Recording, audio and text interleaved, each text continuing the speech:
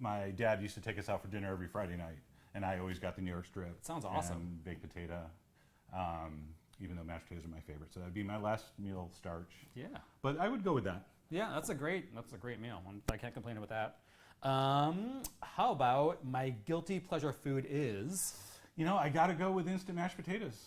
Instant mashed potatoes. Yeah, I know. Like, is there in the pan? I don't know. I just that was sort of a thing in high school when I get home early from school and just wanted to whip up something that we always had a little emergency stash in the pantry. Okay. And I don't know. I feel guilty eating them because I could just make regular potatoes. Yeah. But every once in a while, like you never go to like a cafeteria and you're stuck somewhere and you have to go through the snack bar and you're like, oh, the instant mashed potatoes. Yeah. And people are always bummed. I'm like, whoa. I'm secretly not bummed. I'm always like, oh no, instant mashed potatoes. But then I'm like, yes. Wait, so do you make them at home here? Do you actually? Is it like yes, I do. It is. Well, not. And do you do do you actually measure it out, or are you sort of like, here's a pot of water, or you just kind of like flake it in? Many of my fans know. I actually did a video for how to make the perfect, and that's the only secret. You actually have to measure this stuff. Okay, all right. So just a little tip. But anyway, that's my guilty pleasure. Nice. I mean, so apparently there's a little bit of audio glitch going on, so hopefully you guys can hear us. If not, we will circling back a little bit. Yeah. Mm-hmm. The last time I had a kitchen disaster was... Kitchen disaster. I can't really think of a recent one.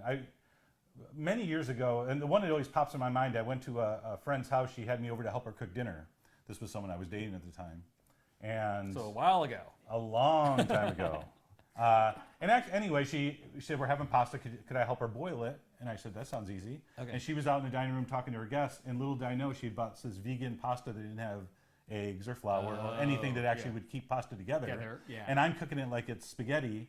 Anyway, while she's out talking to her guests, telling them how awesome of a chef I am, and I helped her with his dinner party, the pasta just fell apart in the water. It looked like oatmeal. And I strained it, and it was... And then, so I had to bring that to the table after she said how amazing of a chef I was. And they're like, oh, I thought we were having pasta. Okay. And so that was my most memorable disaster of just like... a nightmare. So I think that sort of erased the memory of any other ones since. That's pretty good. I haven't had one that's been like that bad. Okay, so. Awesome.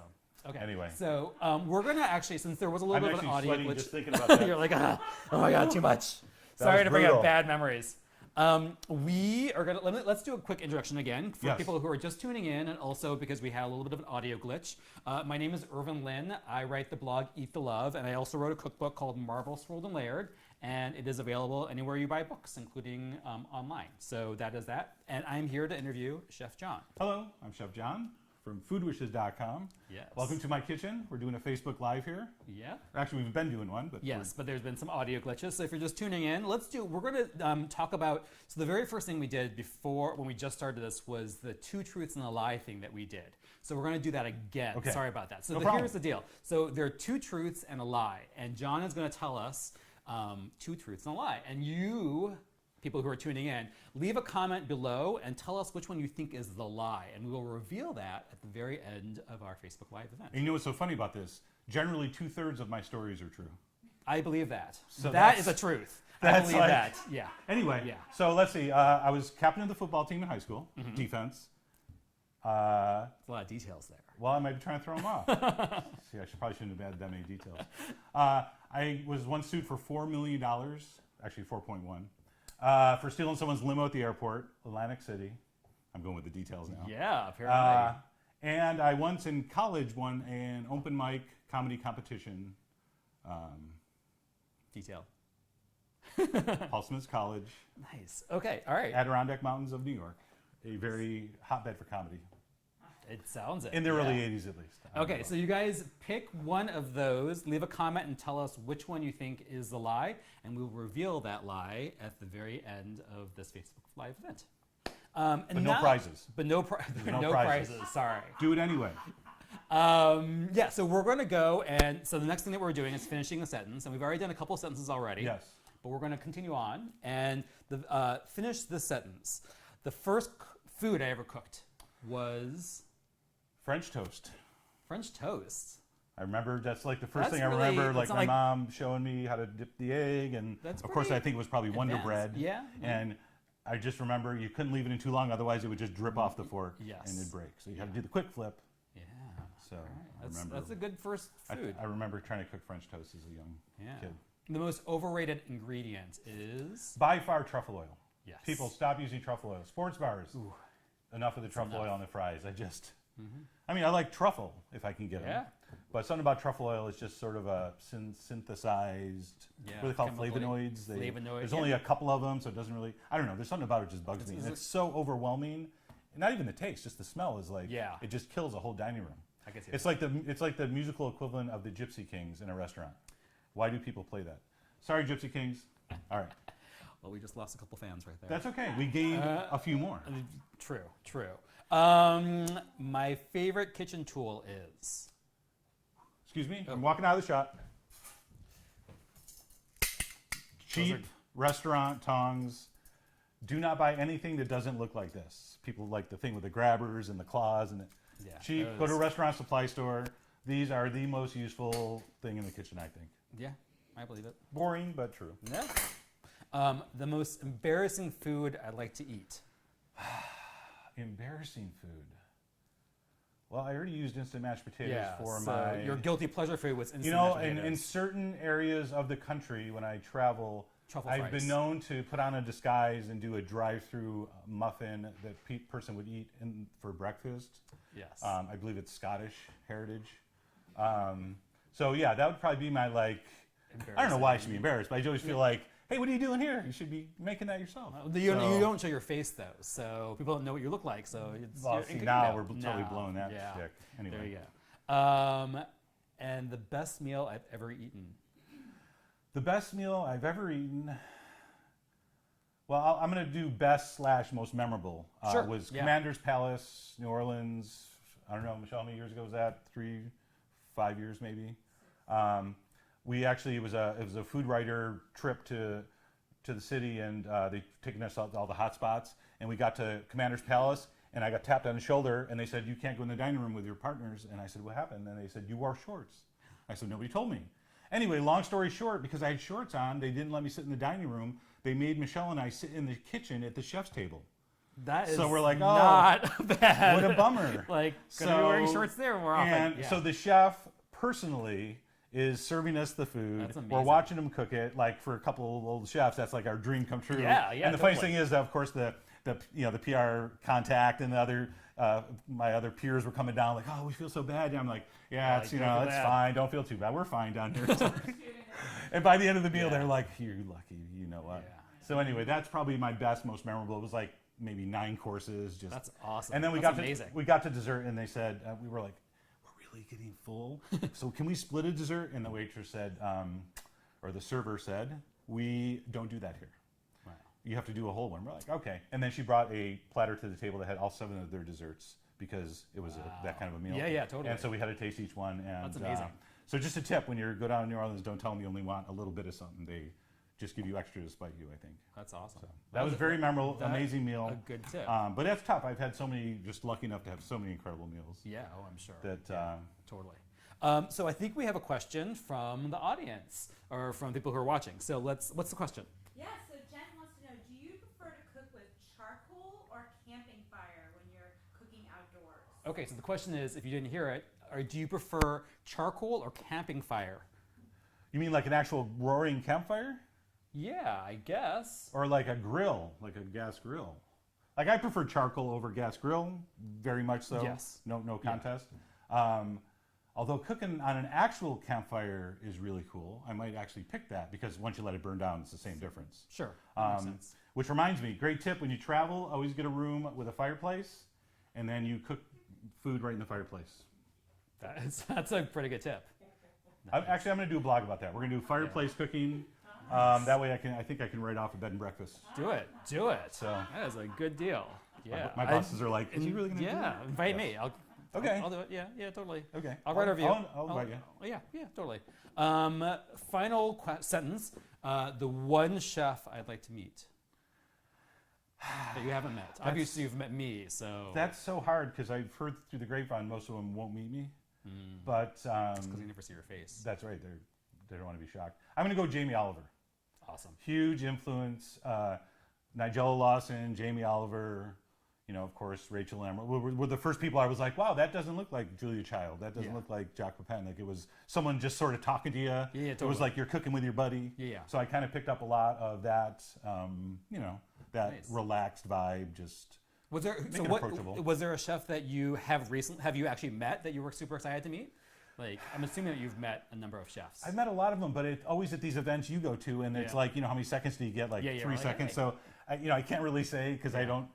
For me, you have to sit. Like I sat at the Aspen Food and Wine. I got to sit next to Jacques Pepin on a bus and at a dinner afterward. That's awesome. So just sort of having a few words and just overhearing what he was talking about. Right on. And anyway, actually, someone came in that knew the show and was like, "Hey, Chef John," and he was so confused because I introduced him. Hi, I'm John, a food writer for About.com. Nice. Anyway, that's probably the most memorable Jacques. It was Awesome. Very, very cool. Okay, I think we have one more question.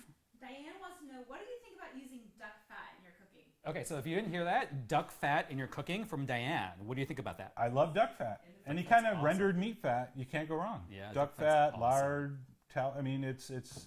I'm so glad people did the studies and figured out fat's not poisonous. Fat Because is I was good. like, I grew up in that era. Fat I is was flavor, like, yeah. you shouldn't eat fat. You should eat sugar-covered starch. That's what's good for you. And then they switched. Now we can eat butter and fat. And so, no, I love duck fat fries, duck fat, blank, fill in the blank. I'm down with that. Awesome. If you're just tuning in, this is a Facebook Live event with Chef John. My name's Irvin Lynn. I write a blog called Eat the Love, and I wrote a cookbook called Marble Swirled and Layered. And John, of course, is... I'm Chef John from foodwishes.com. Yeah, awesome. So we're I gonna work on the internet. You work on the internet, Yes. as we all do. Yeah.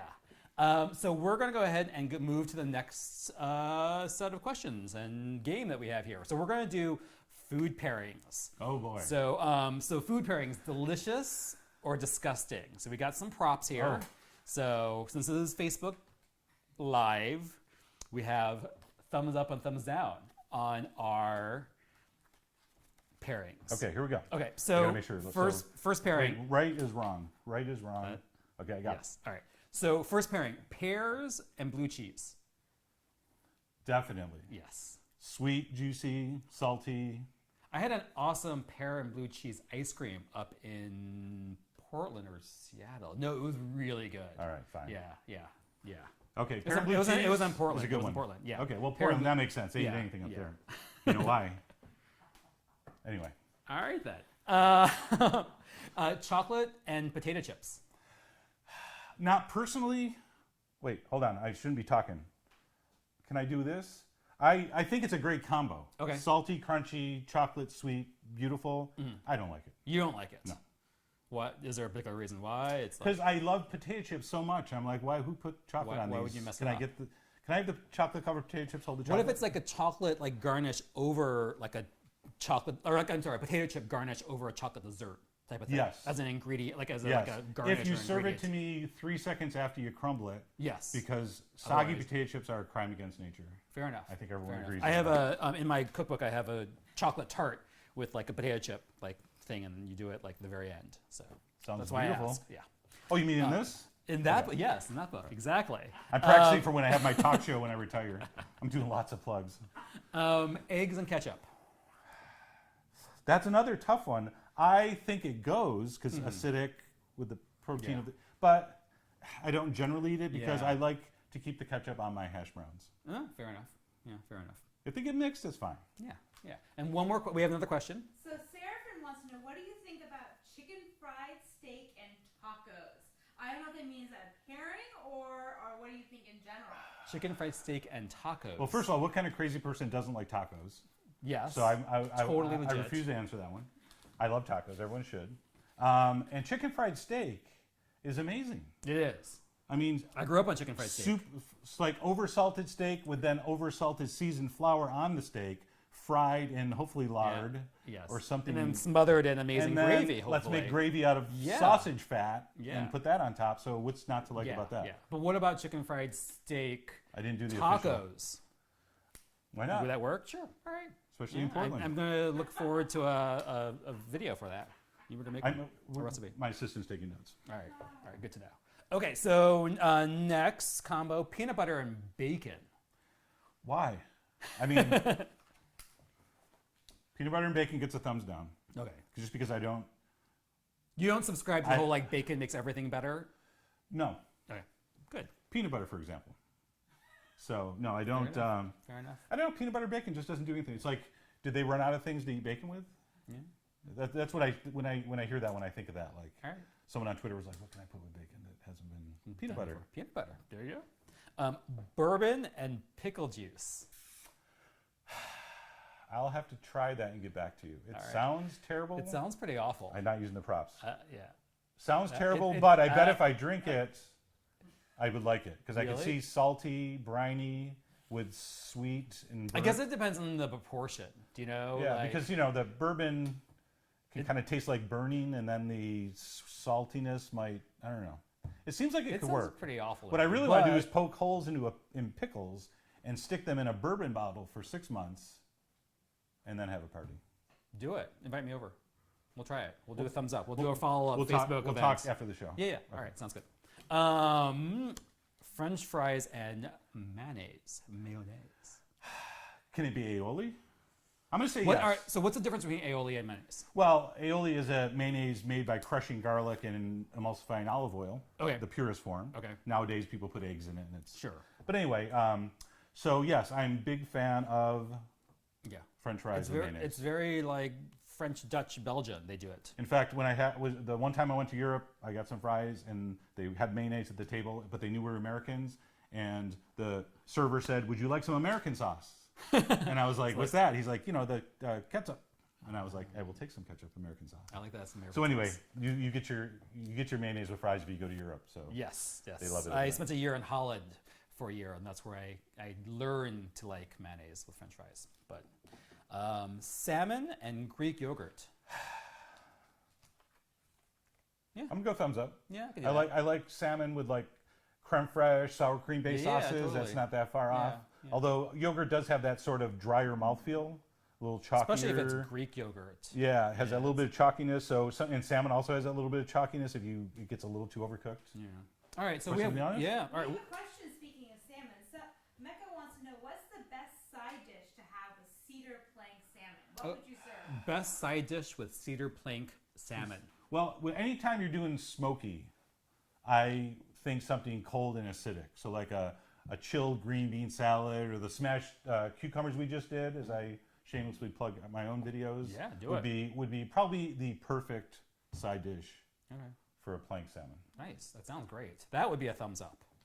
Oh, Chicken and waffles. officially, Chicken and waffles. I'm Classic. gonna shock the world What? and do thumbs down. Now I've ordered them many times. I am shocked. Usually late at night. And I don't know. I like waffles. I like fried chicken. I don't understand the starch on starch with the coating. That's a tough one for me. That's like, I don't know. But then why do you keep on going back to it and ordering it? I'd rather not say. All right, fair enough. It's personal. All right. It's like you're there. It's late, and you don't. Sounds good. You don't know but what you're then- doing. Yeah, fair enough. It's sort of one of those All things. right, all right. How about an egg on a burger? Oh. Egg on anything, pretty much. Egg on everything. All right, all right. Chocolate and avocado. I thought that was a made-up one. Is that a thing? Do people eat chocolate? I think it, like Because in I'm my gonna have to head, go just by the sound of it. I've heard people have to go use thumbs like down. avocado in like brownies and stuff, or like but for me, straight up chocolate and avocado. Okay, doesn't if you're really using seem- avocado like as a fat in one of Yeah. your cakes or whatever, Yeah. I'm down because that just makes sense culinarily. Yeah, But dipping a piece of avocado in chocolate, yeah, it doesn't. I'm wondering about you. Yeah, all right. To be Fair honest. enough. Fair enough. Yeah. Not that I judge, I just would wonder what you're doing. Why are you doing that? Watermelon and feta cheese. That is a definite no-brainer. In fact, if you have not had watermelon and feta cheese, Do that it. is one of the great summer salads of all time. It's awesome. Cubed watermelon, feta cheese, rice vinegar, salt, pepper, chiffonade of mint. Yeah. That sounds Trust- great. trust me, people. That's summer. That is summer right there in a dish. Olives and blue cheese. I'm going to say yes. Yeah. Now that one's a little risky because it depends on the olive. You get a super salty olive, like one of those dry cured one, those little black, like that. Yeah. You would have to be careful, but I say in general, thumbs up Thumbs on that. up. All right. And then We have a question from the audience. one more. Yeah, another question. So you obviously have a fascination with cayenne. People Yes. want to know what was your gateway drug into using cayenne in your food? How did you get obsessed with that? All right, so the gateway drug to getting cayenne, to I your don't think love there of was. cayenne. I don't think there was a gateway drug to using cayenne. I think a long time ago, when the internet first started and we started to read about what's good for you, what's not. I read a few articles about how great cayenne is just for your system, and also on the palate, it tends to open up receptors for other flavors. So I just, it could have been totally made up. And I don't even want to know if it's not true because I'm buying into it. But I think it's... if it's on the internet, it must be true, right? And sometimes I use it like as a micro seasoning, like not enough to be hot, Okay. but enough that that if it wasn't there, it wouldn't be as good. Okay. So I just started sprinkling in anything after I learned it is very, very good for you. And I Okay. do like spice just in general. Sure. So instead of using the hot sauce I used to use or whatever, I've just started, Doing I got, here it is, the official shaker. You've seen it in, I don't know, maybe like 1,800 videos. So yeah, I just shake it on. There's no big like wild story of how I got into it. It just was, I like cayenne, I like heat, and it's just super good for you. No, jokes aside. Yeah. So that's that. Nice. One more question. Ryan would like an idea for a summer panini. Summer panini. Summer Idea. panini. Brian wants a summer panini. Don't leave Brian I hanging. know we were going to freestyle sandwiches. Let's go with summer panini. How about cheddar, peach, and ham? That sounds good. Oh no, let's not do that. Let's do cheddar, peach, and whatever leftover meat you got from the barbecue, like some pulled pork. Oh, yeah, or a some, little bit of sweetness would be nice. Yeah, so we'll do that. I think a peach and a sharp cheese and a grilled sandwich is really nice. Oh, yeah. That sounds awesome. Yeah. Good. Do a video for that. I will do a video. Are you guys writing these down? I have like 17 video suggestions now. Nice. And more questions? More questions from... Scott, so speaking of tacos, Nick wasn't earlier. Scott says soft or hard taco shell? Preference? Preference to a hard or soft taco shell? My official answer being in San Francisco for this many years, I got to go soft because they will ask you to leave town if You know, use a I hard grew shell. up in the Midwest, and hard taco shells are like the thing, right? Yes. Like you buy them at the grocery store. Absolutely. And like I never had soft tacos. till In moved fact, out I here. was just about to mention where I'm from, though. They don't know. Yeah, They're so like, you're oh, like, what's that? what? A little open-faced burrito? Yeah, yeah. Like they don't know It's that that's even a confusing. taco. So Yeah. I grew up on the hard shell, Yeah. and of course in the high school, cafeteria taco Yeah. Tuesday with the hard shells. That was a religious experience. So no, I go both ways on the tacos. Okay. All right. So final food pairing. Let's do asparagus and grapefruit. Asparagus and grapefruit is surprisingly amazing, and oh yeah. Props. It actually, when you combine asparagus and grapefruit, if you close your eyes and someone fed you a spoon of that, you think you're eating a super juicy vine-ripened tomato. It kind of has that flavor profile. Pardon the expression. That's pretty awesome. But anyway, yes, thumbs I up had no idea. to asparagus and grapefruit. Try it, people, on Nice. Facebook. Okay. More questions? Lots of questions. Awesome. Jared wants to know, what's your stance on octopus? Any plans for an octopus-based recipe? Okay, so stance on octopus. I love octopus. And every time I have it in a restaurant, I'm always trying to ask the chef how they did it because it seems to be way more tender than I get mine. Yeah. I've only cooked it, to be honest with you, maybe 3 or 4 times in my life. Okay. So that's something that's on the list for posting a video for. See, one thing people don't realize when I post the videos, my favorite ones are ones I don't know that well. Because then I get the comments like, that's not how you boil octopus, you jerk. You do it this way. And then I learn, and the next time I do it better. Okay. So yeah, octopus I need to get into, but I'm a huge fan. Okay. Delicious. In fact, we'll go to Spanish restaurants just to eat the octopus dishes. Yeah, octopus is great. Yeah, if it's done properly. Yes. So one last food pairing that the audience wants to know. What's your thoughts on milk and steak? Milk and steak as a You mean food pairing. drinking milk with steak? They're cooking Or it milk together. steak. Milk steak. Never heard of it. But Never heard of it. Sounds weird. I don't know. Now, drinking milk with steak, that's this too. Sorry. yeah. Who was that? What was her name? There were several people. It was a popular comment. Sorry, several people. There must be a thing. It must be. I need to get on the internet more. I don't know any of these things. Okay, all right. So we're going to move on to our next game. The game is Who Said This? And we have 3. Oh, that's what these are for. Yeah, that's what those are for. So we have Martha Stewart. Love we Martha. have- Hey, Martha. I wonder if she's watching. I heard she was watching. Hey, I Martha. don't know if it's true. Feature my book, Martha. People are saying she was watching today. Okay, Martha. We've got Martha. We have Julia Child. She's definitely not watching. But Yeah, she's watching from up above. One of my obvious mentors Julia's that I've amazing. never met, and amazing. And Ina. Ina Gardner, very, very talented, big fan. Yes. All three of these. So I'm gonna read off some quotes to you, Yes. and you have to tell me, you have to hold up whoever it is and tell me who said what. All right, here we go. All right. I enjoy cooking with wine. Sometimes I even put it in the food. That's got to be. Yes, My girl Julia. absolutely. All right. Food is not about impressing people. It's about making them feel comfortable. Ina? Yes, that is Ina. That's true. By the way, I was not given these answers ahead of time. Yeah. That is very on brand for Ina. Very on brand. Very on brand. I should take a lesson from that. A party without a cake is really just a meeting. It was actually Julia Child. Sorry, Julia. Yeah. Sounds like something Martha would say. It does. But I can also say Julia saying it too. I think they're trying to trick me with these. It's fine. I try to greet my friends with a drink in my hand, a warm smile on my face, and great music in the background, because that's what gets a dinner party off to a fun start.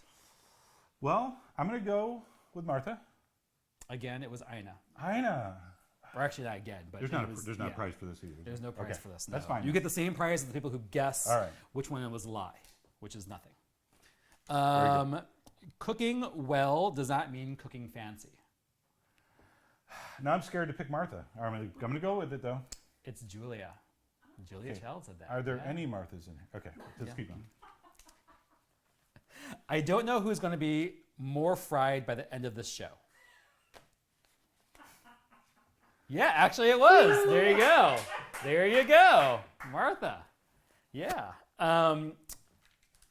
I think truffle oil is one of the few ingredients that does not belong in anyone's kitchen. It is ruinous of most They recipes. are stealing my material. Yeah. Who is stealing my material? Okay. Who is it? I'm going to go old school French, Yeah, no, it was Martha. even though she was American. Really? It was Martha. Okay. See, you should have stuck with your, Martha. Was truffle oil even around with Julia? I feel like that's a. I think it might have been. Yeah, I mean, it wasn't the 50s. It wasn't like the 1850s. All right. fair enough. So the pie isn't perfect. Cut it into wedges. Stay in control and never panic. Yep, it was Martha. Oh no, it was Martha. It was I get actually credit Martha. for that. I get credit. He said it. Okay, I held up All right, something. He said sorry. that. No, Really? It was Martha It was said Martha. that. Martha who said that. Yeah, right. I Crazy. probably shouldn't show the tape on the back. Anyway, Yeah. breaks the spell. You can teach people about cheese, but you can't teach them to be happy. Well, first of all, you can. We do it twice a week on YouTube. Let's see. Yes, it was Ina. Yeah. I cheated. She actually said that to me. Did she? No. How bad can that be? That's Is the that the that's quote? the whole quote. It's kind of a. Well, at one time or another, all three have said Yeah, I that. feel like that's gonna kind go of all a ringer. three. I feel like they've all You guys think what I'm thinking? but that one was attributed to Ina. Okay. But I bet you at some point all of them. Guarantee. Yeah. I mean, I have said it this that. morning. Yeah. I love dessert. We have a question. Oh wait, one more. Oh. All right. right. I love dessert. I can't be guilty about it because I have to taste everything. I gotta go, Martha. Yeah, it was. It was totally Martha. All right, so we have a question. Love her desserts. Yes. So who inspired you to cook? Who inspired you to cook? I don't think there's one person that inspired me to cook. I just grew up watching Martha. Not Martha. Well, later, but Julia. The Galpin Gourmet. Oh, yeah. The first wave. So it was more like a gradual process. There was a huge food culture in on both sides of my family, and they were really into it. So it was just through sort of osmosis, and then as I got into high school, I was like, what's a job you don't have to really work that's fun? And I was already sort of cooking at home. And I was like, wow, they have a college for cook. This is like the best thing I've ever heard. So it was kind of that. It was like sort of interested real young, and then a little more, and then by high school, and they're like, hey, you got to figure out what you're gonna do with your life. That's sort of when it came into focus. But cooking in the kitchen is tough. I mean, restaurant back of house is that's labor. That's blue. That's like hard labor. Blue collar show business. Yeah, it really is. Really hard. It's a performance every night. Yeah, for no money. If you're in the weeds, it's like it's crazy. So that's why I cook on YouTube now. Nice. Yeah, good choice. One last quote here. You can be miserable before you have a cookie, and you can be miserable after you eat a cookie, but you can't be miserable while you're eating the cookie. That sounds like I know. It was. Yep. Good job. I'm pretty good with the I knows. Yeah. A little rough on the Marthas. A little rough on the Marthas. All right. We have another question. Yeah. We have lots of questions. All right. Barbara wants to know, I've tried making sweet potato fries many times, but they always turn out soggy. What's the trick to getting them crispy? What's the trick to Well, crispy here's what you sweet want to do. potatoes? Okay. Do not try to make them crispy. It's impossible. There you go. This is one of my pet peeves. That and crispy Brussels sprouts. Oh. There's no such thing. You can deep fry Brussels sprouts. I've had crispy Brussels sprouts. Like with the entire thing? Like no, just the chips. Like the yeah, little leaves, ones the were, yeah. leaves, But when you get in a restaurant, they give you the bowl of fried, and it's like, Yeah. try a crispy Brussels. I was like, oh, I can't. And I always ask the server, are they really going to be crispy? And they're like, and then they come, and I'm like, there's like 6 leaves that are crispy. Yeah. And the rest of this is a bowl of Brussels sprouts. Yeah. What was the question? Sweet potatoes. Oh, that's right. Can you make them crispy? Same thing, just like Brussels sprouts. You really can't. It's really hard. If you put a coating on them, like a seasoned rice flour, and you pre-cook them and then chill them because when the starch gelatinizes after they cool. Totally. Thank you, Walton Brown. And then you refry them or reheat them in a super hot environment. The surface will crisp up a little bit, but not for that long. Yeah. And so it's just a different animal. Just enjoy your soggy sweet potatoes. It's really, in fact, the best ones are the frozen ones. I hate to say it. No, but I love my frozen. As long as you get the ones that just say sweet potato and salt and oil on the ingredient packet, those are fine. But those, because they're frozen, you have a little bit of a shot. But homemade sweet potato fries is super hard to do. Yeah. All right. More Noah questions. wants to know, what's your most hated buzzword? So, what's your most hated buzzword? Hated buzzword. Give me an example of a buzzword. What's an example of a buzzword? Is flavor profile a buzzword? A buzz phrase? Yeah, it could be like flavor profile, mouthfeel, toothsome. See, I like all those. Yeah. I like all those. Moist. No, moist, I really like moist. I say moist a lot. I actually like the word moist. I too. say it People just to get make people uncomfortable. Yeah. Anyway. Like, I'm gonna have to pass on that one. I don't think I have one. You don't have a thing that you hate, a phrase, or like, oh, I hate that. No. Okay, all right. So we have a question. Well, actually, lots of questions. Everyone wants to know the story about the holy wooden spatula. Okay, holy wooden spatula. This is your fan favorite. I really think it originally was for measuring pasta. That's what I've heard, and just obviously just resistance. Stuff goes through it when you're stirring. Sure. Why that's a question is because every time I use this in a video, I start to tell the story and then stop, and it's been like a running gag. Like I don't have time to tell the story this time, and people just drives them crazy. Like that damn hole, why is it there? So anyway, apparently, if you put dry spaghetti that much, that is one perfect portion of pasta. Or you just put the whole box in that mix for. So I don't know what this does. It's more of a conversation piece, I think. That was not fat. That was not like a long story, though. You could have thrown that in. Anyway. Not to be cynical, but I think they do it to save wood. Where do you buy a holy wooden spatula? Where do you buy that? Just a regular utensil store. You probably can get it you probably find it anywhere. All my equipment and utensils are sent to me. Oh, so you don't know. Hoping I never named the brand, so. Okay. But my guess is you probably could find it at yes, discount store, Target. In fact, if you're in a big city, always find the restaurant supply houses, half price of any of your little boutique shops, and generally better stuff, and maybe nicer people. Who knows? But anyway, yes, that's where you would get one of those. Any more questions? Yes. So was your mother or grandmother a great cook? Oh, both. Amazing cooks. What was their favorite dish that they would make for you? The Italian classics, the spaghetti and the meat sauce, of course. Polenta. We used to do a big tradition. You dump the polenta on this big plywood board, and awesome. and it would how it solidifies as it cools. Yeah. And then the kids, we'd cut shapes of states, and you try to eat it into a shape. It was a really fun game. My mom did, even though she was Italian. My father was Polish and Ukrainian, and she kind of picked up some of those food traditions. She used to make pierogi, which were amazing. So that was like one of her signature dishes, even though it wasn't Italian. But those are, cabbage rolls were definitely one of her specialties that I picked up. So, shout out to Aunt Angela, who taught me the cabbage rolls. Any more questions? Ben wants to know, what should he make for dinner tonight for his girlfriend? Oh. Tell Ben what to make for the How girlfriend. long have they been going out? I don't know. That was a good question. It's a good question, though. That depends. It depends. It's true. Without knowing the young lady, it's impossible to answer because we could kill her with an allergy thing. So, Good Well, cop what's out your answer. favorite date how night? about this? Not steamed broccoli. Never make steamed broccoli for the first date when someone's coming over for dinner. Can you just say like never make steamed broccoli ever? Or just never make steamed broccoli. Yeah, it's like just roast it or whatever. You don't need to steam it. What's your date night dinner that you make for your wife? There's Michelle? not one. Yeah, there's not really one. We make it all. All right. Yeah, I don't really have those. I'm not a big favorites guy. Like I don't like what's your favorite wine This, or beer or meat. But you have preferences though, I'm sure. I like most everything. But yeah, I'll have a preference. Like if you give me like if I'm looking at the two choices, Yeah. I'll tell you which Two one I'll ones. favor. But when people are like, what's your favorite this or your favorite that, I always have trouble with those questions. I don't know why. Do you have? I know you obviously hate truffle oil, but do And you have? truffle oil. Do you have? Is there specific other things that you just like? I don't care for this or that. For or the like, longest time, I couldn't eat anything that was like yellow curry sauce. Oh, interesting. Like the turmeric, really heavy, Yeah, like almost like the Chinese takeout Yeah. fast food type that's just fluorescent, Fluorescent yellow. Yeah. It's super neon That's yellow. one of the things. Just that smell and that taste memory. I don't know why it just really throws me off.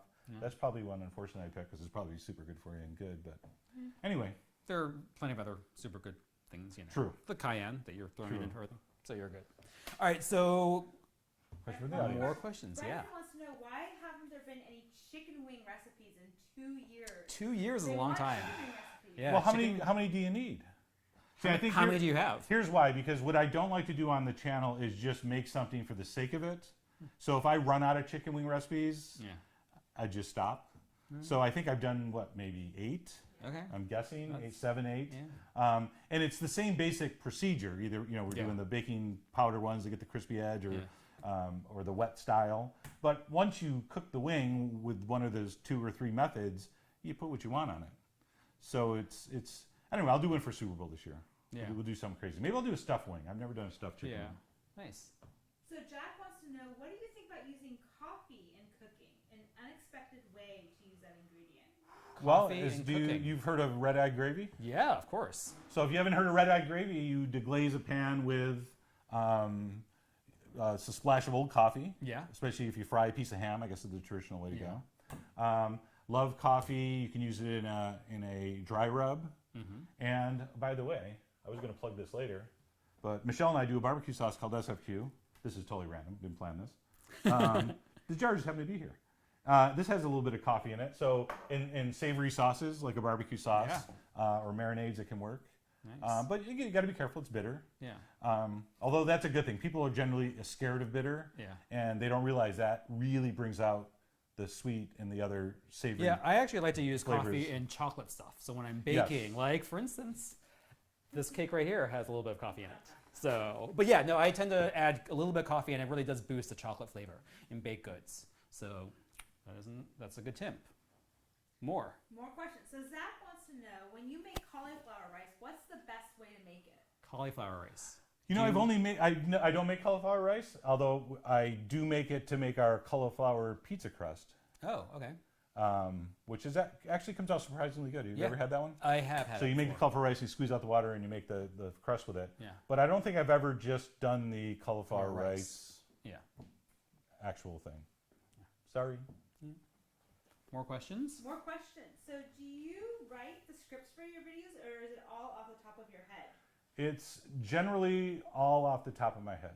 I've never written anything down, but sometimes my system is I film it one day and edit it, and then the next day I do the voiceover and all the final editing. So as I'm editing it and shooting it, sometimes I'll think of, I'd like to make that point here, or do that stupid joke there, or do that, so that's, I'll put the pun right there. So I don't write it down, but I'm thinking to myself, when I add the flour, that's where you want to make that point. And, but then sometimes you can't, because like you don't know when you pour the honey in, it's going to make the shape of, Eisenhower. So you don't know you're going to do that Yeah, Eisenhower joke. Fair enough. You kids should Google Eisenhower. It's before your time. Speaking of puns, what are your top 3 puns you've ever made in a video? Oh, good question. top 3 puns. You're I think my favorite is you're the disco stew of your stew's hue. That was one of my favorites. I'm not good at critiquing my own suspect content. No, the disco stew of your stew's hue. I haven't done the steamed bun yet, but I already have that one. All right. You're the bow wow of making your bow wow. So, yeah, I can't pick the other two. I can't remember them. The Al Capone of your calzone. That's not bad. Okay. That's in the middle. So Olivia wants to know, how long does it take you to shoot a video? Shoot a video, well, like start to finish. It's probably like 2 days, 2.5 days, like from the planning, the shopping, the cooking, the rough cut, and then once I get the 20 minutes of footage into like a 10-minute package, then you got to do the voiceover and then the fine tuning. So yeah, about roughly 2.5 days, I'd say, average. Nice. Sometimes they're quick, day and a half, and you're good. So I have a question. Yes. And I know other people ask, why do you never show your face on your videos? Why this hasn't proved why so far, and they still need more explanation. Actually, the answer is when I started, I had no equipment. I wish I still had it. I had an old spice rack, and all this is new since I started, but I had a spice rack that I had one of those little Logitech web eyes. Oh, yeah. Those little I remember webcams. those, the webcams, yeah. I had that literally taped or rubber band or attached to the spice rack on the cutting board, and that was my set. So I literally couldn't show myself. Okay. Not only that, I didn't have a microphone. Okay. Like a wireless Oh, microphone. okay. So all I could do was make the recipe, and then put it in the laptop, and then and back then I didn't have a microphone. I just talked right in the laptop, and that's how I started the format. And I didn't do it on purpose. I did it out of necessity, but I started getting all this feedback on YouTube, like, there's something weird about these videos. It's different. We can't, people couldn't put their finger on it. It was that all the other food videos on YouTube at the time, 90% of them, had a person in it. Yeah. Behind the counter, like, hey, how you doing? Check out my personality. And I didn't even attempt to do that. Yeah. So it was kind of dumb luck. Like, I stumbled into a format that was different at the time. And having said that, in hindsight, it worked out so well because you're forced to be in the video with me because you're not looking at me cook. Yeah. You're hearing me. So hopefully I'm sort of bringing you in and we're sort of making it together. That's why I always try to use we and us, and I'm never saying I'm going to put this. I always try to say we're going to add this. Sure. So anyway, that's sort of how that happened. Nice. All right. More questions. So what was your occupation before Food Wishes? Yeah. Food Wishes. Well, directly before I was an instructor at the California Culinary Academy. And then I've had, like most people in this industry, if you name a position in a restaurant or a hotel or some kind of hospitality, I've done it for some period of time. Both front and back house? A little bit of front, yeah. And in fact, in college, they forced us to do like 3 months at the hotel that college ran. Okay. So yeah, you get all that stuff. But I had a very unremarkable career, like as far as positions go. Like this is the best thing I've done in the Culinary Academy. Before then, it was just good cook jobs, a few chef jobs, sous chefs, but no famous places, not really under any super famous chefs. So awesome. More questions? Ashley wants to know, what is your favorite quick dessert to make? Quick dessert to make? God. Yeah, I love, especially I'm looking at my grill out the back window. Grill some bread, even if it's inside in the broiler, or toast the bread, and then you drizzle it with olive oil, shave some dark chocolate over it, little sea salts. That is an amazing, amazing dessert, and it takes like 2 minutes to make. Well, that's very, I feel like that's very like savory chef to do something like that. Yes, yes. Like that is not, a pastry chef would not say that. No. Yeah. More questions, yeah. Yeah. Do you actually taste the food at the end of your video? Do you eat the food you make? Do you eat the food you make? Yes. Yeah. Absolutely. Nice. Yep. More questions? So there's lots of questions about food trends, which I think segues. Okay. So Wow, we are what going to do, so our next section, let's do that before we get buried in other questions from other people. Yeah. So food trends, love it or lose it. So we're going to ask these questions. More thumbs up, thumbs down. My God. I was going to say, do All I right. have to use the props? Okay. So let's talk about food trends here. So do you love it or should we lose it? Hybrid baked goods like cronuts and cruffins. Love and anything that's hybridized. Yeah, you do. Including hybrids. All right. Good to know. Good to know. Poke bowls. If you get them made the morning or the day they get the fish delivered. Well, fair enough. I mean, that's any raw. Yeah, that's sushi, the only thing. Yeah. Like, how long is that? Salmon isn't around. Yeah, poke been there before it goes in the bowl. Yeah. So that's the only thing that's a little sketchy. Okay. Cauliflower everything. That's going to be a thumbs down only because you said everything. All right. And if cauliflower was everything, what's the point? Yeah. So, but no, I am a big proponent of using cauliflower in as many ways as you can, as I am using all foods in every way you can, because that's how you discover new foods. So Fair enough. I'm down with cauliflower. Fried chicken sandwiches. I'm not even going to dignify that with a response. All right. I had 2 before we started the show. Oh, yeah. No, I saw it. It's true. Fried chicken sandwich is one of my all-time favorite things. Yeah. In fact, that could be a last meal Really? option. Yeah. Well, fried chicken was one of your That's true, so then put it on a bun. sandwich. You just put it on a bun. Except don't put it on a brioche bun. Why do people use brioche buns? I'm not a fan of the brioche bun. Well, it's like fried chicken. super rich over. Too rich for the it's chicken, rich. yeah. You don't need that. It's like why gild a little. Yeah, like a cheeseburger. I want a lean bun. Yeah. Fast food bun, not a rich. Fair enough. Sorry, French people. I love the brioche alone, but yeah. Anyway, Unicorn everything. all I know unicorn is that. What was it? The unicornicino. Yeah, it was like a latte. Yeah. Unicorn Anyway, latte we thing. probably should name the brand. Yeah. But anyway, no, I don't know how to answer that, because if you're into unicorns and they make you happy, More power to you. get down with your unicorn self. Yeah. But no, I don't want to order something because it's called a unicorn, like a unicorn dog. Like, You should make that. That could be a viral video. A unicorn dog. trademark that. Yeah. Unicorn write dog. that down, yeah. All right. Savory ice cream like Kalamata olive or goat cheese or olive oil. That's a tough one. I'm going to go thumbs up because I've had some amazing savory ice creams, olive oil ice cream. It could go awry. I mean, it can go wrong too. But if it's done well. Yeah, my old friend Chris Constantino did a prosciutto. He gives prosciutto to Nice. Humphrey Slocum, and they do a Oh, prosciutto yeah. ice cream. Yeah.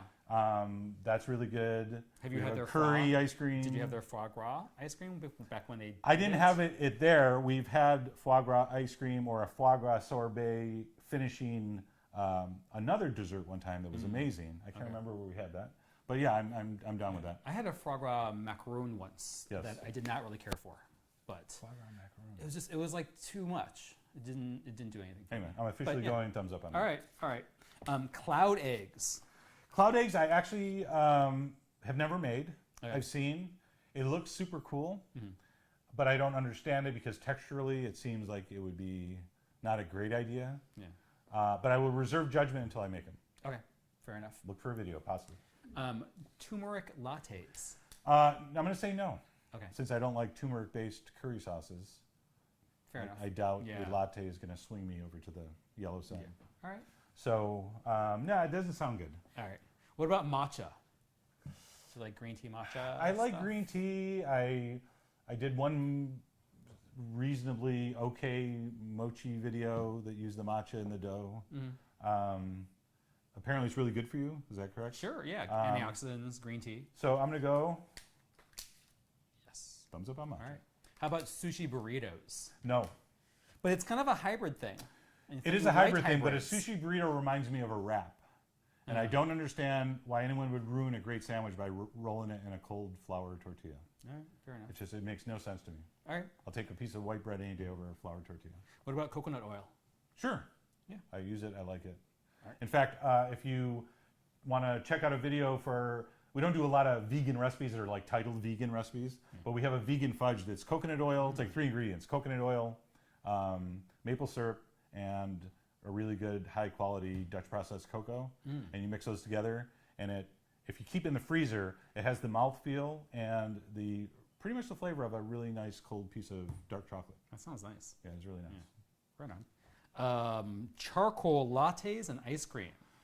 I, to be honest, have never heard of this trend. Oh. So I'm going to have to do It is if I haven't heard it can't be a great trend. It's all over the place. Now, do people do it on purpose, or it Yeah, so fell it's in one time, so and it's- it was like, oh, it's still No, drinking? it's activated charcoal, which is the stuff that you actually use for if you're being Like water poisoned. filters? Yeah, and water filters. It basically pulls out everything. Actually, I should get some. So if but- I'm so it makes- poisoned in the future. Yeah, so it's basically an anti-poison, but it also makes everything like super rich black and gray, and it's a very neutral flavor.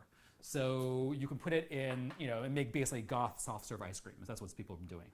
Well, I'm of course big in the goth scene. You are, yeah, that's true. How about sous vide?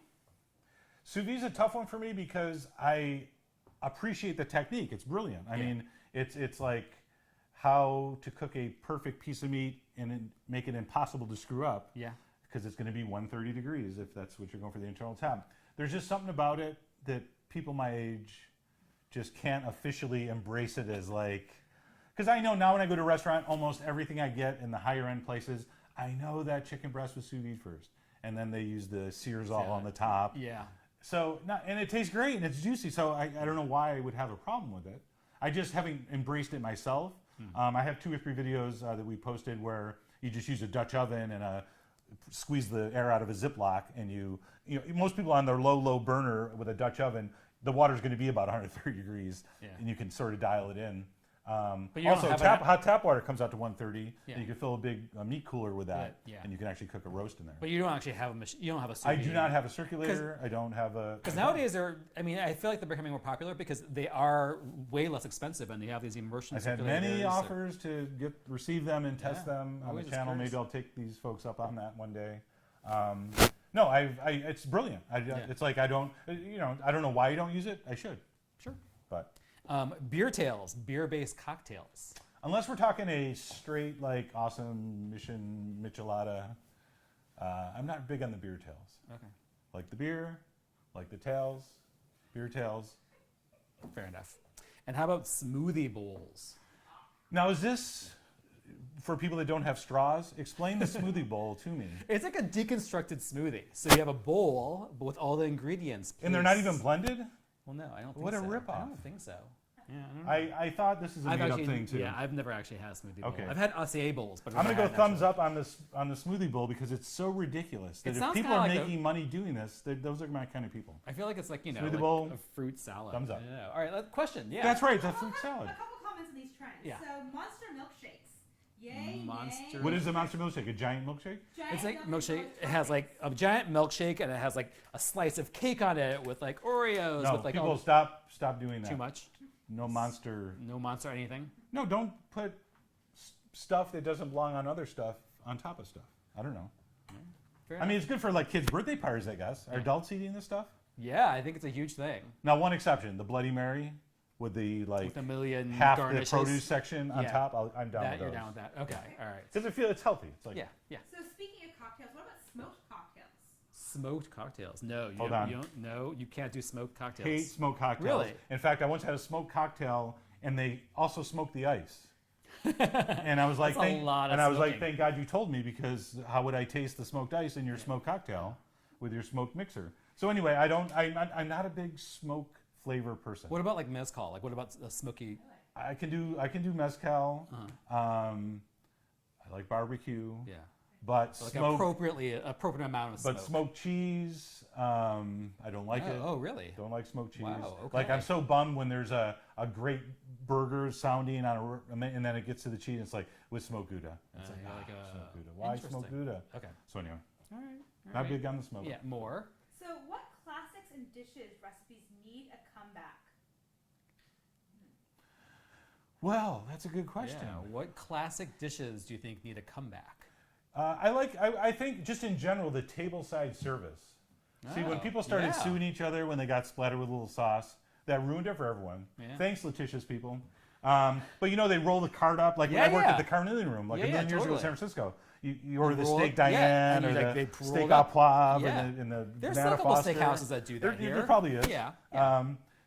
So those dishes should come back, like those classic, like New York City steakhouse tableside tossed salads and Okay. and pan sauces.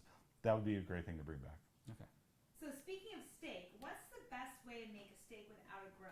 Reverse sear, regular sear, oven? Broiler is definitely the Broiler. best because, and this is not original thought on my part, but a broiler is literally just an upside down grill. Yeah. I mean, the flame's on the top and you put the food there instead of Yeah. out backyard. It's like this. Same exact difference. Broil it. Broiling's great.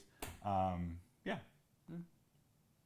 So speaking of trends, Peruvian food. There's a lot of requests for would you ever do a Peruvian recipe and do you love it? What are your favorite dishes? Peruvian food. Yeah, I like. There's a Peruvian rotisserie chicken place around Valencia that's very nice. Awesome. So I do, and I like that there's like Asian influences with the South American influences and the Latin influences. So I'm a big fan of Peruvian food. I wish I could eat it more. And I'm pretty ignorant on the ingredients. I know there's a couple chili peppers that I can't remember the name now. I shouldn't even try to guess. I don't know. I mean, I have a Peruvian recipe on a Peruvian chicken recipe based off of that actually on my blog. But what's great about the Peruvian chicken for me is always the green sauce that comes with it. I love the green sauce. The salsa verde. Yeah, so that's on my blog. Yes, so we should definitely do some Peruvian videos on the blog. How about Lebanese food? I don't think I'm very familiar with it. I love Middle Eastern food in general, so I'm going to say that I love Lebanese food. Lebanese food is great. Tell them to send me some requests for Lebanese. Yeah. I think we call them food wishes. Send me some food wishes. I forgot the name of my channel. Send me a food wish for Lebanese food. Lebanese. Okay, so we talked about some classics. Noah wants to know, what was your favorite school cafeteria meal? Oh, school cafeteria meal. That's a good question. Well, I'm going to say tacos? it. No, I'm going to say it, and it's not going to be what people think it is. It was goulash, but not actual real goulash like they make in Hungary. This was goulash, upstate Western New York goulash, which is elbow macaroni that's baked with cheese and a ground beef sauce, like a tomato meat sauce. Okay. It's like mac and cheese, only with a tomato-based meat sauce. Oh, okay. And that's what they called goulash in Shortsville, New York, where I grew up. So that was always, I don't know why, that was my favorite cafeteria comfort food type situation. How about Filipino food? I think Anthony Bourdain just named that was one of the next Hot trends. Filipino food, yeah. Lumpia, love the lumpia. Adobo. I got to do videos. Send a food wish for those too. Yeah. Filipino food. Yeah, I think I did one adobo, but I think I reduced it too much. It was like kind of salty, but I like that flavor. I like it salty and sour. So yeah, I need to redo an adobo video. I need to do lumpia, but I'm not eating bloat on camera. The little unhatched egg. Yeah. Did I say it right? Bloat? Yeah. Anyway, no thanks. I like my chickens old. Did you ever eat kolaches growing up? And do you have any plans for a kolache recipe? What's collage? Kolaches? Someone Google that. That would be a no right now. I think people are generally shocked by my food knowledge in general. So Jared, if you're listening, tell us more about kolaches. Yeah, I have no idea. He doesn't mean galoshes, does he? I know what galoshes I'm are. just pronouncing Kolache.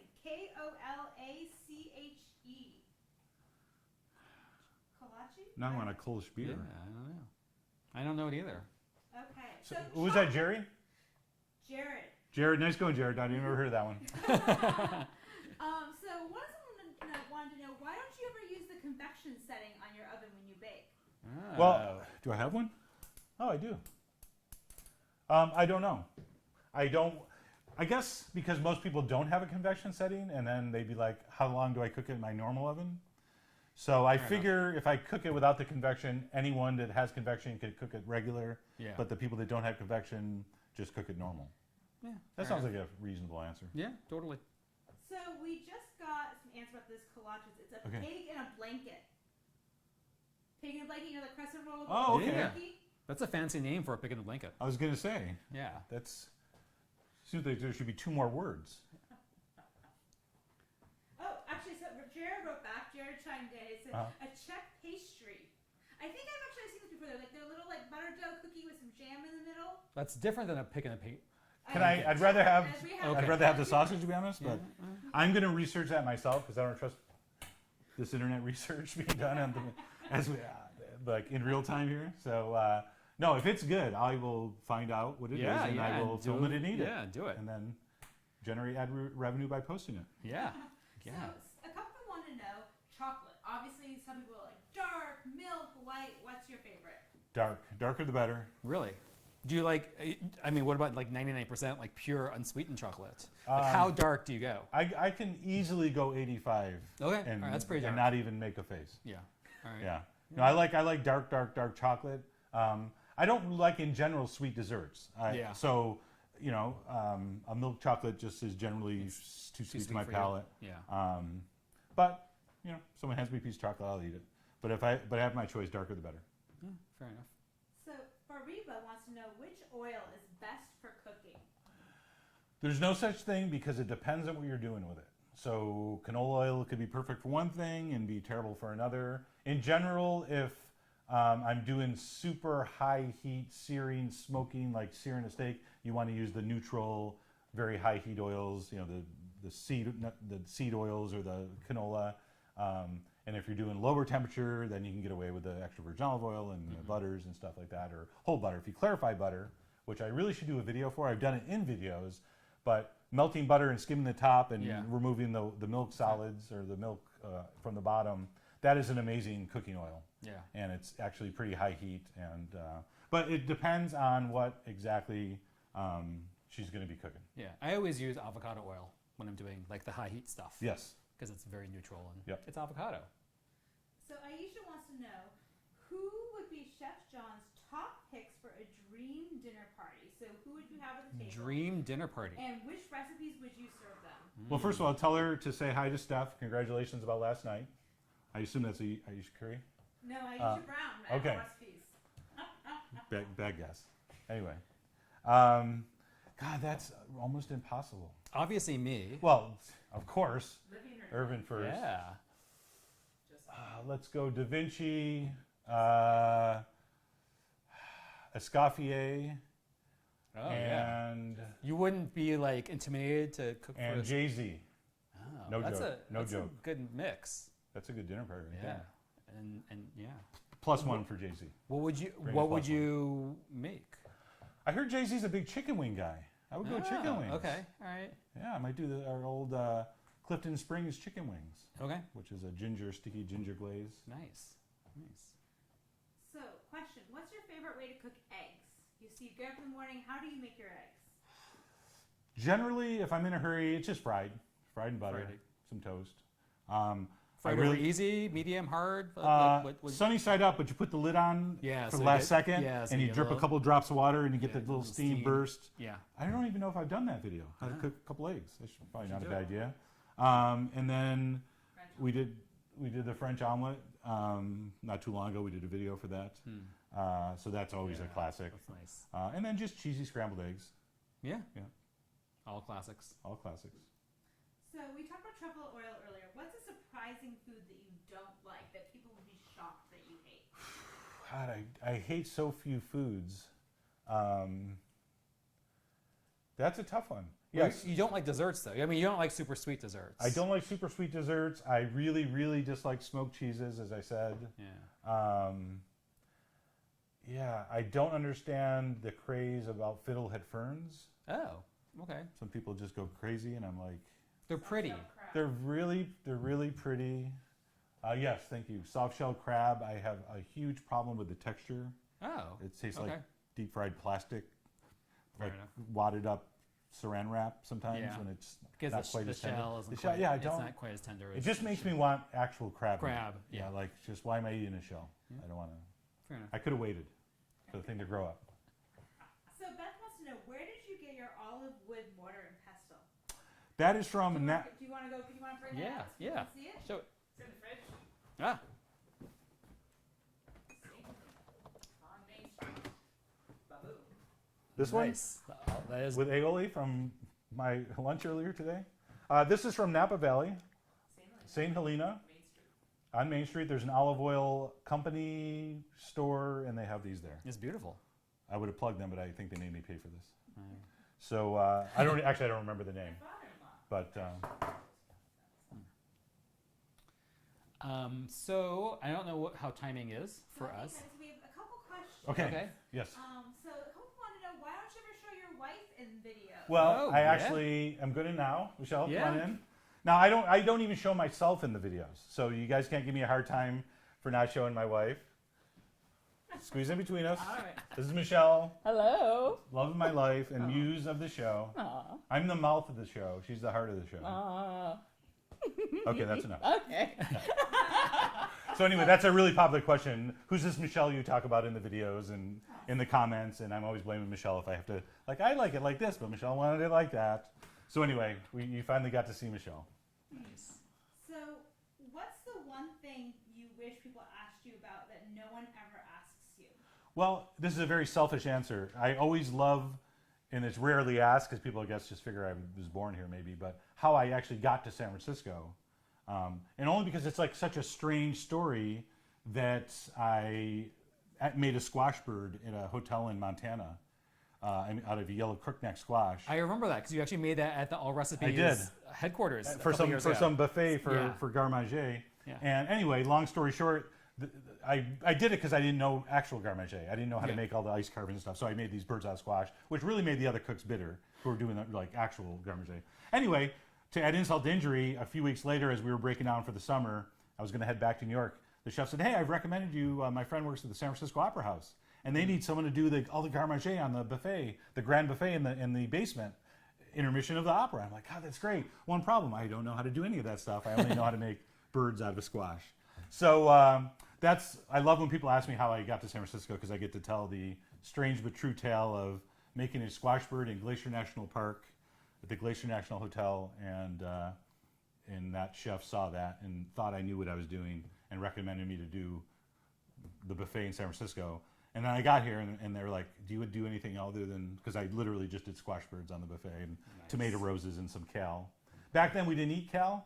We used it to garnish buffets. Yeah. I love the kale trend. Yeah, that's totally. Because for the first 25 years of my career, kale, That's there where was you always a case in the walk-in, Yeah. and it never ever went on a plate. Well, it that's was what under that's stuff. what you it was sold on it platters. for. The kale was Sometimes always they put it sold. under the candied apple. Yeah. Remember those things? Oh You're yeah. too young. No, You probably Nickelodeon. You probably saw.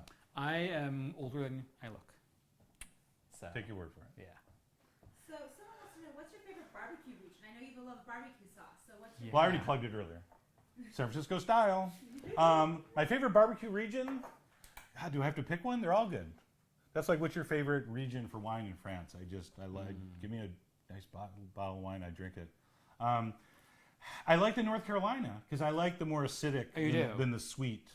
So the whole hog tangy, yeah. with that really sharp vinegary mustard pepper sauce. Yeah. Dang. I love that stuff. Yeah. So I go North Carolina. Awesome. Any more questions from the audience? Okay. All right. So let's. All right. So here's the question that we talked about earlier. Oh, What's the desert island question? What are the three desert island. foods that you would bring to a desert island? Well, okay, so I'm stuck on the island for life, so this stuff's going to run out that I'm bringing. Well, all right, so let's do it this way. Let's say you are trapped on an island for 10 days, Okay. shipwrecked, but you know there's another ship that's going to come Okay. and pick you up. So Okay. you got 10 days, you got to like live on your own. All right. What 3 items would you Let's bring? go hunk of cheese, big wheel of cheddar, bottle of bourbon, could be cold at night, and maybe some potatoes.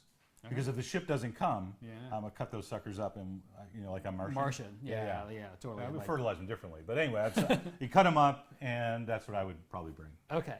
And what are the 3 cooking tools that you would take if you're trapped on said desert island? That's easy. You got to have your tongs. You got to have a nice frying pan and a chef knife. Yeah, classic. You can do everything. You got those 3 things, you can pretty much make anything. Okay. If you could pick a spice, would you bring cayenne or salt? Cayenne, because, as Irvin told me earlier, we could make salt from the ocean. It's an island. And Totally I'm like, get that salt is from the so ocean. Professor from Gilligan's Island. I know. Well, my partner is a chemistry professor, so there you So yes, Yeah. try to get stranded with one of those type of people. Yeah, totally. So for those who missed earlier, they want to know more about the cayenne love affair. How did you fall in love with cayenne? Why do you use it? You mean this? Yes. Yeah. A little bee of the sea? As I tried to explain earlier, I wish I have to make up a better story. Like, of all my embellished anecdotes, why don't I have one for cayenne? It just was a gradual thing. I heard about how good it was for you. It, to me, accentuates other flavors. It sort of wakes up the palate a little bit. And I like a little heat. Yes. So it works for me on every level. And it just eventually became a meme on the channel because I do use it in everything, even if it's a little, little pinch. Yeah. Like I said, the phrase I like, micro seasoning, where you just put in a little drop of vanilla in a vinaigrette. Yeah. Not enough to taste, but something bring it up. underneath. Yeah. Same with the cayenne, just a couple shakes and pretty much anything. Doesn't hurt. Yeah. Awesome. Also, you have a favorite kitchen tool that you talk a lot about, and you say there's a big story. Can you show people that tool again? Fiddle and spoon. your wooden spoon with the holy center. Can Oh. you tell that story again? I think some people missed it and have asked to hear about it and see it. Okay. Anyway, this I don't know who invented this thing, but apparently this is simply just a hole to measure exactly one portion of spaghetti. It also lowers resistance. Yeah. Although, have you ever been stirring something and went like, damn, I wish it was less resistance. So hard. If only there was a hole in this, I could get it through a little easy. So that I don't think is true. And then I joked that they do it to save wood, but I don't think that's true. I don't think that's true. Because I think they have to cut the hole out. It's bamboo as well. So, but legend has it, this was actually carved from a slightly larger wooden spoon. Oh. Most of my material I steal from Simpsons and Seinfeld. So there you go. Awesome. Yeah. So, what was your first video you ever made? I have no clue. Really? Not I have at all? absolutely no idea because I did a few videos on this other blog that a friend of mine, and then we did Food Wishes. And So what's the first one that you remember? Like the earliest video that you remember then? I did a recipe for a mango salsa, and I remember because the name was so stupid. I called it Salmon Mango Bango because it was spicy. And I remember saying, I want to call this something super stupid so people like share it. Like this is even before social media, and I didn't, you know, that would have been huge on Twitter. But anyway, Bring it back. You should bring it back. Yes, I really should. So that's the one. That was one of the maybe first or second or third that's actually posted now. Okay. But I'll have to go back and actually look on the That's a good question. on the blog and see what Yeah. it is. I don't remember. It was a long time ago. Deborah wants to know, can you freeze pizza dough? Yes. Done. Answer right there. Yes. I refuse to expand. Yes. Yes. You can freeze pizza dough. So, a couple of guys mentioned your demi-glace video. Yes. And they say, you know, can you talk a little bit more about that and maybe how you would use that demi-glace that you Yes. made the video for? Yes. Demi-glace. Yes. So sorry because I promised videos of stuff to do with it, and I probably never did that because I do other videos. That's what you do. Yeah. But anyway, what you do is when demi-glaze is chilled, as you know, it turns into something that looks like brown rubber. And you cut it into little ice cube sized pieces, and you keep them in a Ziploc bag or ice cube tray. And when you're making a pan sauce, like literally any one of the pan sauces on our site, you throw one of those cubes in instead of the 2 cups of chicken broth that we're going to reduce anyway. And that is just such sticky goodness. Yeah. Although that reminds me, there's a hack that you use just unflavored gelatin. And you put that in the sauce, and you get the same kind of effect from the bones. So I'm going to have to try that and show that one, because people can't buy 50-pound of veal bones. It's hard and possibly, you know, socially unconscious or something. I don't know. Michelle wants to know, what's your most popular recipe? I have to say, from both video and written word, my chicken parm casserole, I think was one of the first viral written recipes on Pinterest, I believe. Someone told me that. Right. So chicken parm casserole is one. Our how to eat a chicken wing video, I think, might have the most views. Really, that one. That has like a ridiculous 10 million. Like I don't even know what it has now. Our inside out grilled cheese sandwich, which is really inside and out. We just put cheese in the outside. I don't. I think your how to flip food in a pan. How to flip food in a pan got a lot of views because I used cheese balls. It was just cheating. Like if you use cheese balls, people will watch it. I don't know. Those are. And then also your garlic video. I think there's a good story behind that one too, right? Oh, the garlic, the Martha Stewart that I stole her technique. Anyway, yes, I did a video where you put a bunch of cloves of garlic in a pan and you shake it up to get. Anyway, I saw it on Martha one time and loved it, and I gave her credit. I ripped it off from her. Anyway, I'm traveling to New York one time and someone says, "Oh my God, you're on the New York Times something about your garlic technique." Yeah. And this is like years after I posted it. So I was so excited. I was like, "Oh great, Martha's probably gonna hear." I go back and watch the video, and then there's totally a prison joke in the video. It was terrible. So anyway, I was like, "Oh my God, this maybe isn't the best thing." This one got posted. But anyway, that that was a popular video also. Nice. For various reasons. Any more? Should we wrap up? Let's wrap it up. All right, so let's wrap it up. I think there's a couple questions. Okay. That, you know, John would like to answer for the crowd, right? Yeah. I think I got them, didn't I? You get them all? Did we think get so. everything? Okay. I wanted to show the sauce. I wanted to introduce Michelle. So let's talk about. Let's do the big reveal for the 2 truths and a lie. Oh, that's right. Yeah. Which one of those 3? Yeah. So tell what it was again. All the 3 Okay, statements. so 3 things where I was sued for $4 million for stealing a limo at an airport, a la George and Jerry on Seinfeld. I used to be captain of the football team on defense, and I once won a stand-up comedy open mic competition in college. And, 2 of those are true.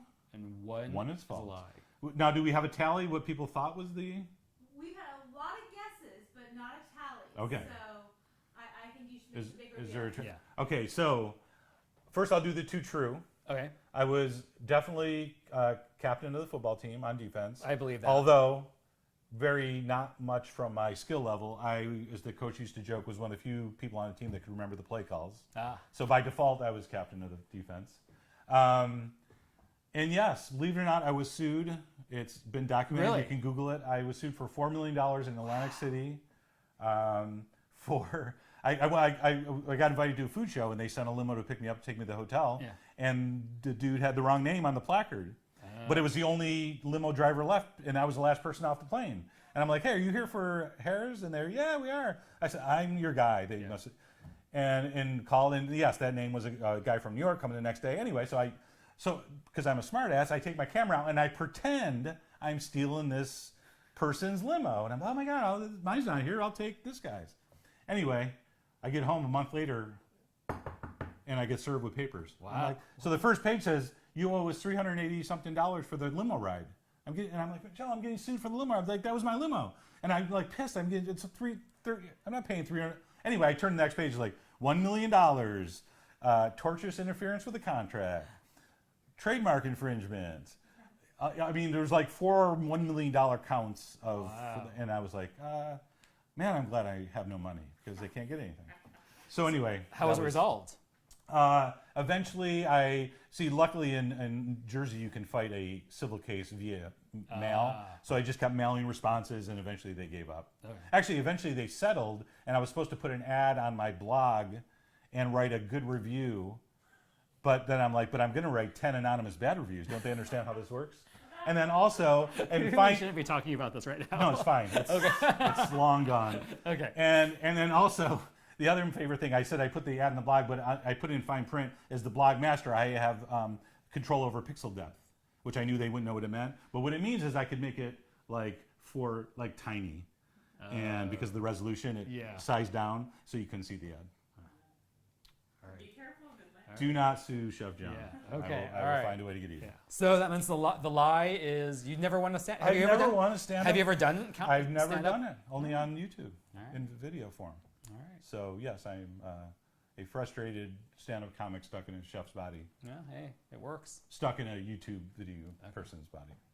Well, I just want to thank everyone for tuning in. Again, my name is Irvin Lin. I wrote the cookbook, Marble, Sword, and Layered. I'm actually doing Seriously, some stuff. get this book. Thank you. I'm doing some stuff actually for Allrecipes. Their magazine is coming out in December. I'll be having some cookie recipes that go into that. And I think I'm in there too. And in their summer one with grilling tips. Yeah. There you go. Anyway, So, thank you so much for joining